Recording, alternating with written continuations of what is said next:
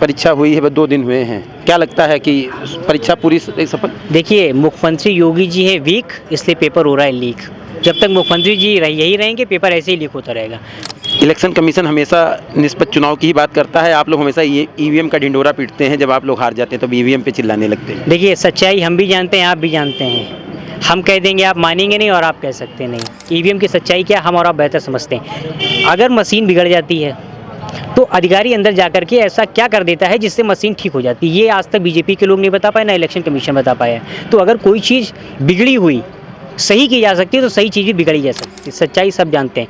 ये तो सरकार बन गई थी समाजवादियों की, बीजेपी ने छीन ली। अधिकारियों ने जब देख लिया कि सीटों का आंकड़ा बढ़ रहा है तो हरवाते चले गए सीटें। 100 वोट से 120, 112, 116, 600 वोट, 700 वोट, ये कोई हार होती है? हम तो राम के अनुयायी हैं, बीजेपी वाले राम के व्यवसायी हैं। हमने राम के नाम पे वोट नहीं माना। राम हमारी आस्था हो सकते हैं, हमारा धर्म हो सकते हैं, हमारे आदर्श हो सकते हैं, राजनीति का केंद्र नहीं हो सकते हैं। बीजेपी के लिए राम राजनीति का केंद्र हो सकते हैं। आपको कैसे पता कि भारतीय जनता पार्टी टिकट काटने जा रही है अपने सांसदों को? ये बात आप भी जानते हैं, हम भी जानते हैं, लोग भी जानते हैं। वो इससे जानते हैं क्योंकि सांसदों का रिपोर्ट कार्ड अच्छा नहीं रहा है। 14 साल की उम्र और राजनीति का वो जुनून। शिवम सिंह, पूरे शहर उनको छोटे अखिलेश के नाम से जानता है। सरस्वती शिशु मंदिर में पढ़ने वाले शिवम सिंह अखिलेश यादव के फ़ैन बने और उन्होंने लोहिया के सिद्धांतों पर चलने की बात की और 14 साल की उम्र में राजनीति का जुनून सवार हुआ और उसके बाद समाजवादी पार्टी में लगातार निरंतर काम करते रहे। महज जब 14 साल के शिवम सिंह थे तो उन्होंने समाजवादी पार्टी में उनकी एकदम से रुचि हुई, अखिलेश यादव को अपना नेता मान लिया, अपना आदर्श मान लिया और उसके बाद लगातार समाजवादी पार्टी के लिए काम करने रहे। और उसके बाद जब 20 साल की उम्र हुई उनकी तो समाजवादी पार्टी के मुखिया अखिलेश यादव ने उनको समाजवादी छात्र सभा का सीतापुर का जिलाध्यक्ष बना दिया। आज शिवम सिंह के घर पे उनका स्वागत समारोह कार्यक्रम था। तमाम सारे नेता यहाँ पे आए और जो है उनको बधाई देने के लिए। हम इस समय शिवम सिंह से बात करेंगे। आज हमारे साथ शिवम सिंह खुद मौजूद हैं, तमाम सारे कार्यकर्ता उनके साथ इस समय मौजूद हैं। फूलों की माला से शिवम सिंह इस समय लदे हुए हैं और जो है सबसे ख़ास बात यह है कि आरएसएस के स्कूल में पढ़े हैं और लेकिन रुझान समाजवादी पार्टी के प्रति रहा और अब 20 साल की उम्र में समाजवादी छात्र सभा के जिलाध्यक्ष बन चुके हैं। इस समय मेरे साथ मौजूद हैं तो उनसे बात करते हैं। शिवम जी, पहले तो आपको बहुत बहुत धन्यवाद आपका। और अखिलेश यादव ने आपके ऊपर बड़ा विश्वास जताया, समाजवादी पार्टी का छात्र सभा का जिलाध्यक्ष बना दिया, क्या कहना चाहेंगे? मैं समाजवादी पार्टी के राष्ट्रीय अध्यक्ष आदरणीय अखिलेश यादव जी का बहुत धन्यवाद और आभार प्रकट करता हूँ कि उन्होंने मुझे सीतापुर से समाजवादी पार्टी छात्र सभा का जिलाध्यक्ष मनोनीत किया। और आज ये एक बार फिर से साबित हो गया है कि समाजवादी पार्टी ही एक ऐसा दल है जिसमें मेरी तरह लाखों सामान्य परिवार में रहने वाले लोग, जिनका राजनीति में कोई बैकग्राउंड नहीं है, मध्यम परिवार के लोगों को राजनीति करने का मौका मिलता है और ताकि उससे वो अपने समाज का, अपने देश का, अपने लोगों का नेतृत्व कर सकें। जब मैं 9th और 10th के स्कूल में सरस्वती विद्या मंदिर में पढ़ता था, वो भले दूसरी विचारधारा का स्कूल था लेकिन उस विचारधारा के स्कूल में रह करके भी मैं 22 सांसदों के समर्थन से चुनाव को जीत करके स्कूल का प्रधानमंत्री बना था। विद्यालय भले वो दूसरे दल का रहा हो, दूसरे विचारधारा का रहा हो, लेकिन उस विद्यालय में लोहिया और जेपी के विचारों के बारे में हमेशा मैं लोगों को बताता रहता था। और मैं आदरणीय राष्ट्रीय अध्यक्ष अखिलेश यादव जी का धन्यवाद देता हूं कि उन्होंने मुझे जिलाध्यक्ष जैसी महत्वपूर्ण जिम्मेदारी का निर्वहन करने का मौका दिया। और आज ये मेरे लिए, मेरे परिवार के लिए बड़ी गर्व की बात है। राजनीति की जिन विपरीत विषम परिस्थितियों में निकल करके मैंने संघर्ष किया, वो परिस्थितियाँ मेरे लिए आसान नहीं थी। मेरा पूरा जीवन इस शहर के लोगों के सामने, मेरे साथ पढ़ने वाले लोगों के सामने, मीडिया, प्रेस के आप सबके सामने खुली किताब की तरह रहा। मैंने जीवन में कभी नहीं सोचा था कि मुझे जिला अध्यक्ष जैसी इतनी महत्वपूर्ण जिम्मेदारी का निर्वहन करने का मौका मिलेगा। ये तो राष्ट्रीय अध्यक्ष आदरणीय अखिलेश यादव जी का मुझ पर अटूट विश्वास, विनीत कुशवाहा जी का मुझ पर भरोसा और सीतापुर क्षेत्र के लोगों का मुझ पर असीमित प्यार के कारण मेरा जिला अध्यक्ष बनना संभव हुआ है। मैं अपने एक एक कार्यकर्ता का बहुत धन्यवाद और आभार प्रकट करता हूँ, बहुत धन्यवाद देता हूँ। जब आप 16-17 साल के थे तब से आप राजनीति में लगातार एक्टिव हैं, राजनीति में समाजवादी पार्टी की नाबालिग ही कहे जाएंगे। तब से आप मंच साझा कर रहे हैं, हमेशा अखिलेश यादव की मिमिक्री भी करते हैं, आप उन्हीं की आवाज़ में बोलते भी थे मंचों पे, हमने कई बार सुना है और कई नेशनल चैनलों में भी आपका इंटरव्यू चला धमाकेदार। जो आप जिलाध्यक्ष बने तो इसमें तो बड़ी लड़ाई संघर्ष रहा होगा कि तमाम सारे लोग होंगे जिनको मतलब जो जिलाध्यक्ष के लिए आवेदन कर रहे होंगे, फिर आप पे आखिर क्यों विश्वास जताया गया? देखिए, ये तो आदरणीय राष्ट्रीय नेतृत्व ने, मैं धन्यवाद देता हूँ कि उसने मेरी मेहनत को देखा, मेरे संघर्ष को देखा, मेरे व्यवहार को देखा, मेरे आचरण, मेरे व्यवहार, मेरे चरित्र, मेरे काम, मेरी इंसानियत, मेरा दर्द, मेरे शिष्टाचार को देखा और जिलाध्यक्ष जैसी जिम्मेदारी दी। मैं मानता हूँ कि जिलाध्यक्ष रेस में बहुत सारे लोग थे, कुछ ना कुछ नेतृत्व ने जरूर देखा होगा, कुछ ना कुछ जरूर परखा होगा। मैं पूरी ईमानदारी के साथ, पूरी सच्ची निष्ठा के साथ समाजवादी पार्टी के संगठन को मजबूती से बनाऊंगा और आने वाले समय में 2024 के चुनाव में भारतीय जनता पार्टी को हटाने के लिए पूरा प्रयास करूंगा। और भारतीय जनता पार्टी जिन सांप्रदायिक ताकतों को बढ़ावा देती है, जिन धार्मिक उन्मादों के कारण और धर्मों के बीच में मतभेद फैलाती है, उनसे जनता को बचा करके पीडीए के नारे के साथ हम लोग आगे बढ़ेंगे। और जो लोग पिछले दिनों मेरे साथ रहे, कुछ समय कुछ परिस्थितियाँ ऐसी रहीं कि लोग साथ छोड़ करके चले गए, ऐसी परिस्थितियों का भी सामना करना पड़ा कि अकेले रहा। विपक्ष के इस दौर में जो लोग मेरे साथ आज खड़े हैं वही कल भी खड़े रहेंगे। मुझे मजबूती है, मैं जो कुछ हूँ सब कुछ इनकी बदौलत हूँ। बहुत बिखरी है इस समय समाजवादी पार्टी, छात्र सभा की जिम्मेदारी है, कैसे युवाओं को जोड़ेंगे? अब इस समय बहुत बिखराव चल रहा है समाजवादी पार्टी। देखिए, अगर कोई चीज़ बिखरती है तो इसका मतलब वो कहीं ना कहीं जाके जुड़ती ज़रूर है। तो जो बिखर गए उनको जोड़ कर लाएंगे, लेकिन अगर किसी ने मन बना लिया है जाने का तो उसको नहीं ला सकते। लेकिन आज विपक्ष में वही खड़ा हो सकता है जिसके अंदर साहस होगा, बाकी विपक्ष में रहना सबकी बड़ी बस की बात नहीं होती। नई जिम्मेदारी मिली है, 2024 का चुनाव सर पे है, बस 1 महीने बाद। कैसे युवाओं को जोड़ेंगे? तमाम सारे छात्र जो इस साल नए वोटर बन के तैयार हुए हैं, 18 साल के जो नए वोटर बने हैं, तमाम सारे छात्र, कैसे समाजवादी पार्टी के बारे में उनको समझाएंगे? क्योंकि इस समय जो है वो राम नाम की एक तरफ लहर भी चल रही है। देखिए, बीजेपी और आरएसएस के लोग राम का नाम अब लेते हैं। जिस समय डॉक्टर राम मनोहर लोहिया जी रामायण मेला लगवाते थे ना, उस समय बीजेपी के लोग राम के नाम का रा भी नहीं लेते थे।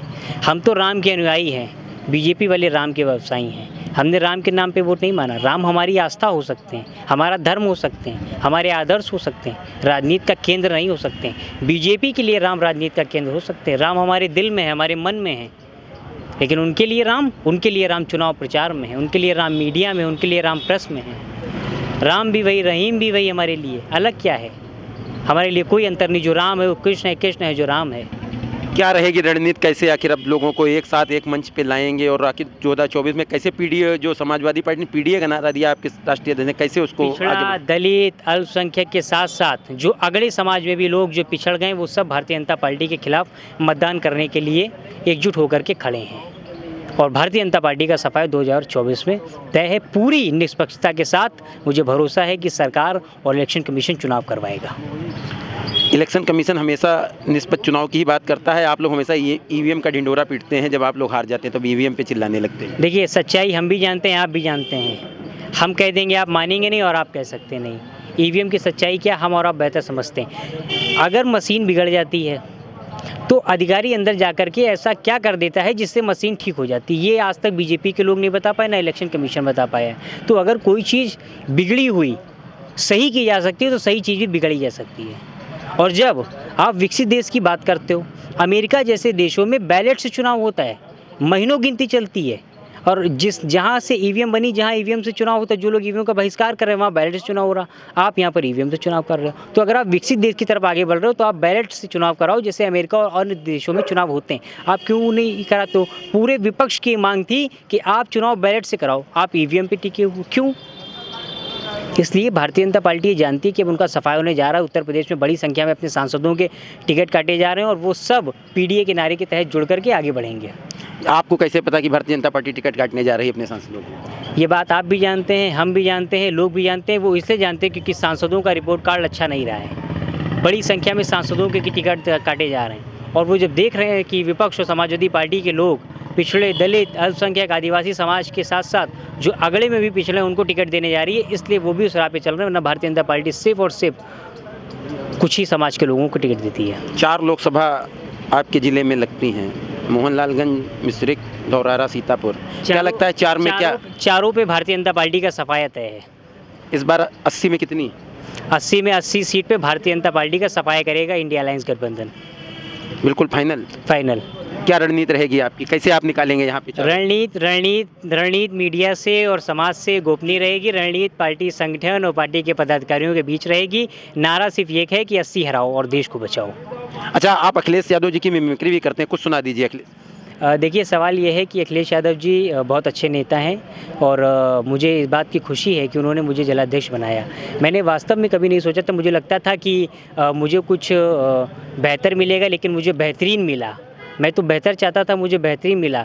तो बेहतर ना देकर बेहतरीन देना जानते हैं आदरणीय राष्ट्रीय अध्यक्ष जी। मुझसे बुरा मेरा अच्छा बुरा जानते हैं, तो उनको लगता था कि इस जिम्मेदारी के लिए तो निभाया। पूरी सच्ची निष्ठा ईमानदारी के साथ निभाऊंगा और कहीं पर भी ज़रूरत पड़ेगी पार्टी को, पूरी तन मन धन से पार्टी के लिए खड़ा रहूँगा। मुझे मेरे लिए बहुत बड़ी जिम्मेदारी दी है, मैं पूरी ईमानदारी के साथ उसका निर्वहन करूँगा। युवाओं के लिए भर्ती पुलिस परीक्षा हुई है, 2 दिन हुए हैं, क्या लगता है कि परीक्षा पूरी सफल? देखिए, मुख्यमंत्री योगी जी है वीक, इसलिए पेपर हो रहा है लीक।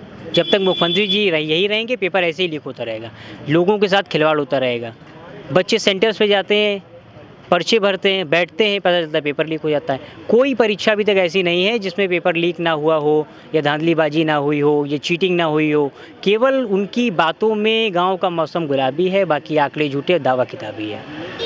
इस बार आपने कमर कस ली है, मतलब यहाँ की चारों आप निकलवा के देंगे, ये छात्र सभा का दावा है? चारों नहीं, समाजवादी पार्टी छात्र सभा पूरा मिल करके संगठन पूरे उत्तर प्रदेश में भारतीय जनता पार्टी का 80 सीटों पर सफाया करने के लिए तैयार है।